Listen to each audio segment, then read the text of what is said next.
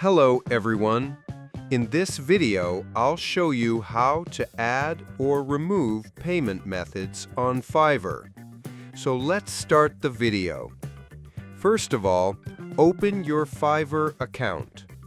Now click on My Business.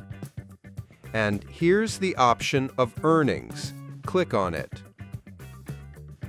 And here, you'll see the option of Manage Payout Methods. Click on it.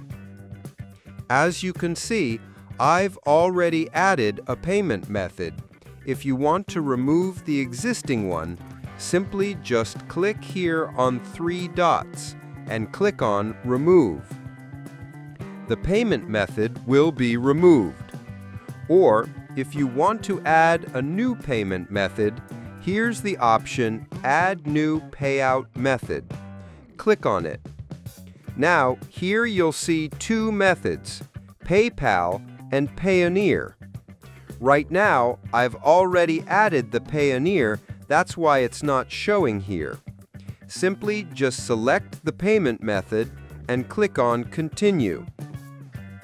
Now, you have to enter the code sent to your number, and after that, you have to add the payment information, and then the payment method will be added.